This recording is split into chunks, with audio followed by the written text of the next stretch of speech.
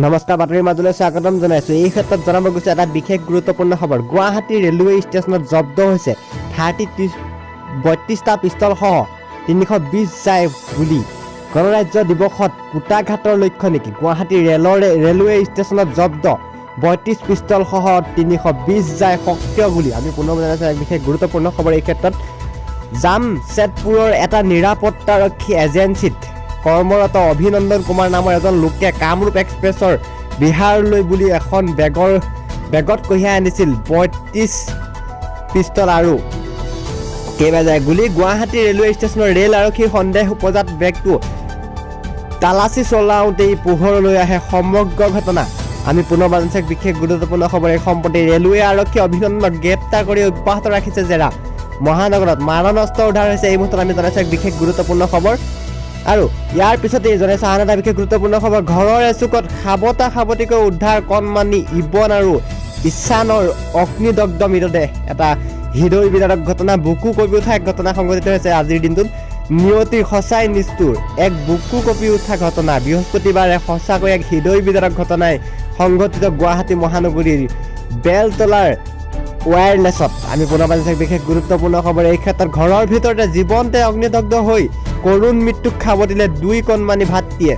5 বছৰীয়া ইবনৰ আজি আছিল জন্মদিন। আমি পুনৰ পাইছোঁ বিশেষ গুৰুত্বপূৰ্ণ খবৰ। বুকু কঁপি উঠা ঘটনা, আপোনাৰো বুকু কঁপি উঠিব এই ক্ষেত্ৰত। সেই উপলক্ষে 7 বছৰীয়া ভাতৃ ঈশানৰ সৈতে ইবকক ঘৰত থৈ মানুহ মাতিবলৈ ওলাই গৈছিল পিতৃ মাতৃ। আমি পুনৰ পাইছোঁ বিশেষ গুৰুত্বপূৰ্ণ খবৰ। এই ক্ষেত্ৰত ঘৰটোৰ প্ৰথম মহলাৰ কোঠাত খেলি আছিল 2 শিশুৱে। তেনেতে সংঘটিত হ'ল কাহানিও ভাবিব নোৱাৰা সেই ঘটনাটো। প্ৰথমে নেট চাৰ্কিটৰ ফলত জ্বলি উঠিছিল প্ৰথম মহলৰ দুৱাৰ। আমি পুনৰ বাজিছে এক বিশেষ গুৰুত্বপূৰ্ণ খবৰ। এই ক্ষেত্ৰত এক হৃদয় বিদাৰক ঘটনা, এক হৃদয় বিদাৰক অগ্নিকাণ্ডই জোকাৰি গৈছে। তাৰপিছতে মুহূৰ্তৰ সমগ্ৰ ঘৰটো আৱৰি ধৰিছিল জুইৰ লেলিহাৰ শিখাই। পানৰ মমতা বুকু ফালি মা বুলি চিঞৰিছিল দুয়োৱে।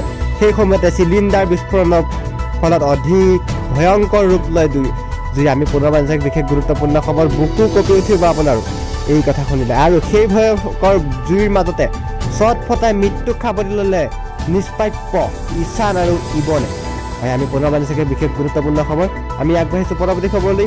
স্থানীয় লোকসকলে দৌৰা দৌৰি আহিছিল যদিও দুৱাৰত জুই লগাৰ ফলত সোমাব পৰা নাছিল ঘৰৰ ভিতৰত। আৰু এনেদৰেই 2টা কণমানি দপদপকৈ জ্বলি উঠে আজিৰ দিনটোত। অৱশেষত অগ্নি নিৰ্বাপক বাহিনীয়ে জুই নিৰাপণ কৰাৰ পিছত ঘৰৰ চুকত সাৱটিকৈ ছাইৰ মাজত উদ্ধাৰ ঈশান আৰু ইবনৰ অগ্নিদগ্ধ নিথৰ দেহ। আপোনাৰ বুকু কঁপি উঠিব এই ঘটনা শুনিলে। আমি পুনৰ বাজিছে এক বিশেষ গুৰুত্বপূৰ্ণ খবৰ।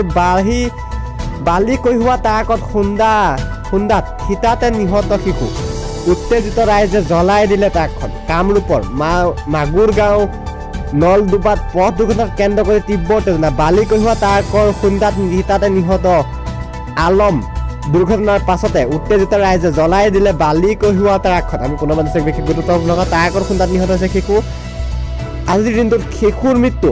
দুৰ্ঘটনাৰ সংঘটিত কৰি ট্ৰাক চালকৰ পলায়ন। দুৰ্ঘটনা সংঘটিত কৰা ট্ৰাকখনৰ নম্বৰ আছিল ASN 5625। আমি পুনৰ বাজিছোঁ এই দুৰ্ঘটনাই অঞ্চলজুৰি শোকৰ ছাঁ পেলাইছে। আমি পুনৰ বাজিছোঁ এক বিশেষ গুৰুত্বপূৰ্ণ খবৰ।